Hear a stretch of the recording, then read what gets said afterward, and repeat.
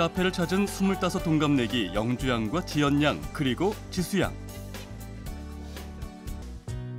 서류 전형에서만 쓴 고배를 마시길 수차례. 그나마 면접까지 간 건 운이 좋은 편이라는데요. 그렇다고 대기업만 고집하는 건 아닙니다. 중소기업 같은 경우 막 교수님이 맨날 문자 오잖아. 이런 데 관심 있는 사람 연락하라고. 근데 막상 그 상호명 인터넷에 쳐봐도 나오지도 않는데도 훨씬 많고. 2달 전부터 비슷한 처지 친구들과 스터디를 시작한 것도 취업 성공률을 1%라도 높이고 싶은 절박함 때문입니다.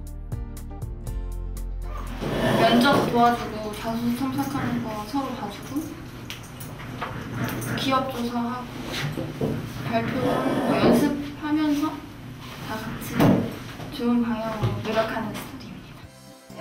지연양과 지수양은 내년을 취업 성공의 원년으로 만들겠다는 야무진 각오를 다지는 중 자신감을 보이는 데는 이유가 있습니다. 두 친구가 요즘 자주 들어와 본다는 한 사이트입니다. 청년 구직자가 인턴을 할 수 있는 기업 정보가 제공되고 있습니다.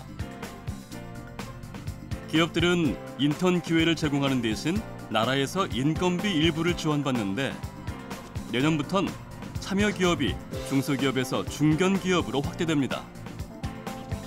양질의 일 경험을 쌓을 기회가 지금보다 늘어나게 되는 건데 지연양과 지수양은 평소 염두에 두었던 패션계 중견기업 인턴에 도전해볼 생각입니다.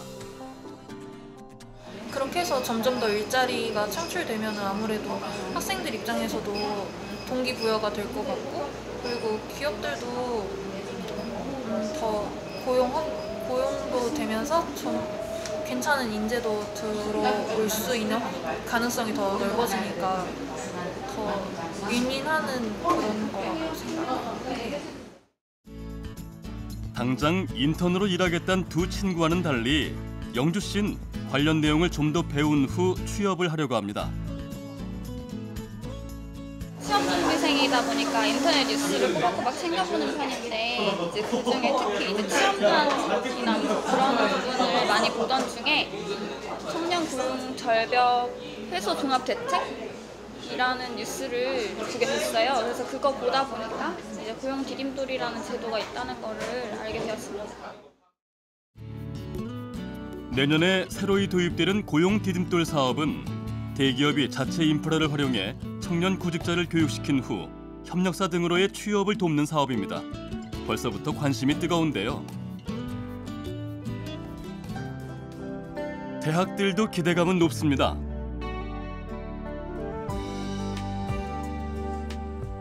취업 지원 프로그램 중에서 제가 이제 실제 닥쳤을 때 면접을 할 수 있는 그런 프로그램이 갖추어져 있는지, 내가 어느 회사에 어떤 직무로 모의 면접을 내가 좀 시행을 하고 싶다라고 하면 그 직무에 맞춰서 회사에 맞춰서 저희가 면접 관련돼 있는 질문을 예상 질문을 먼저 뽑을 수 있고요. 한남대학교의 청년고용센터. 졸업을 앞둔 재학생의 취업 상담이 한창입니다. 그럼 여기 취업 지원관 선생님들께서 그런 면접 과정을 도와주신 거세요? 직무 역량에 맞춘 전문가들이 오셔서 실제 모의 면접을 진행을 해주실 수도 있는 부분이 있어서 학생들이 받으실 수 있는 혜택은 훨씬 더 다양해졌을 수 있어요. 이 학교의 청년고용센터에선 재학생들의 일자리 알선과 직업교육 훈련 등을 제공하고 있는데요. 하지만 그 대상이 취업을 앞둔 3, 4학년들로 한정된 부분이 있어서 1, 2학년 학생들 사이에서 아쉽다는 목소리가 컸습니다. 밖에서 학원에 다니는 친구들도 있고 교수님을 통해서 뭐 좋은 정보 있으면 그렇게 들어서 혼자 공부하는 경우가 또 많다고 하더라고요. 정부는 이 같은 한계를 극복하기 위해 지난달 25일 22개의 대학을 선정, 더 많은 청년들에게 취업 교육의 기회를 제공할 수 있는 청년고용 플러스 센터를 개소하기로 했는데요. 이 사업을 통해서 좀 더 장기적인 측면에서 취업을 지도하고 관리할 수 있는 그런 인프라 개선 작업이 첫 번째고, 두 번째는 이제 1학년부터 4학년까지, 저학년에서 고학년까지 단계별 맞는 각종 프로그램들을 해서 맞춰줄 거고, 맞춰줘야 된다는 부분. 그리고 또 하나가 있다면 취업에 대한 지원 서비스가 국내 취업 외적으로 국외 취업, 다시 말해 해외 취업에 대한 부분도 조금 다각적이고 다양하게 접근을 해서 그 사업들을 좀 전개하고자 합니다. 이처럼 내년에도 청년 일자리 문제는 국정의 최우선 순위가 될 전망입니다. 일자리 분야 예산 확대와 함께 취약계층을 위한 지원도 늘렸습니다. 쳐다봐. 이거 오셨네요. 이 시간이면 유치원 앞에 어김없이 나타나는 한 사람. 안녕하세요. 해봐. 아이를 단장시켜 이번엔 인근 초등학교로 향하는데요. 우연아. 우와. 아이들 다 누구예요? 제가 돌보는 아이들인데요. 제가 베이비시터 일을 하고 있거든요. 돌보는 아이들이에요. 올해로 4년째 베이비시터 일을 하며 아이들을 돌보고 있다는 고근춘 씨. 불과 4년 전만 해도 이런 자신의 모습은 상상도 못했다고 합니다. 나 조물조물해야지. 그렇게 벼랑 끝에 몰려 살아가던 그때 그녀의 삶에 한 줄기 빛이 들었습니다.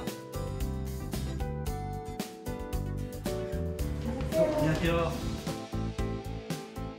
저소득층 자산 지원 형성 프로그램인 희망키움 통장은 가입자가 일정 금액을 적금 형식으로 넣게 되면 정부에서도 일정 금액을 함께 부담하는 것인데 고 씨의 경우 매달 10만 원씩 꾸준히 적금을 부어 3년 뒤 만기 때 목돈을 손에 쥘 수 있었습니다.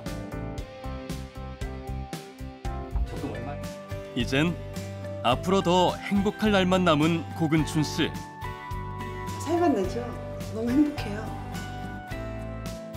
2016년도에도 더 많은 수급자들이 자립할 수 있게 가입 대상을 확대할 계획인데 저소득층의 빈곤 탈출을 도와 생활 안정을 이끌겠다는 것.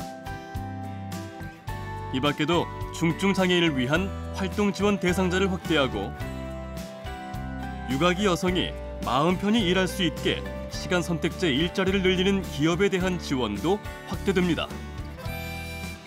만일 제가 전일제 근무를 했다면 육아와 일을 병행한다는 것이 힘들었겠지만 제가 이제 어린이집에 보내는 시간을 잘 조절해서 시간 선택제로 근무하고 있기 때문에 전혀 체력적으로 부담도 없고요. 오히려 일을 나옴으로써 이제 삶의 활력소를 찾는 기분입니다. 또 어르신들의 소득 확보를 위해 노인 일자리도 지금보다 5만 개 정도 늘린다는 계획. 정부에서 이제 그런 사업을 해서 일자리 이제 소개해주면 일하실 의향이 있으세요? 아유, 있지. 정부에서 해주면 얼마나 좋지. 어쨌든 사람이 좀 이제 성근하게 자기 노동으로 다 벌어먹는 인생인데 그게 좋지. 좋은 일자리만 해갖고 좋은 대한민국을 만들어 줬겠어. 보건과 노동을 포함한 내년도 복지 분야 예산은 올해보다 6% 증가한 122조 원에 달합니다.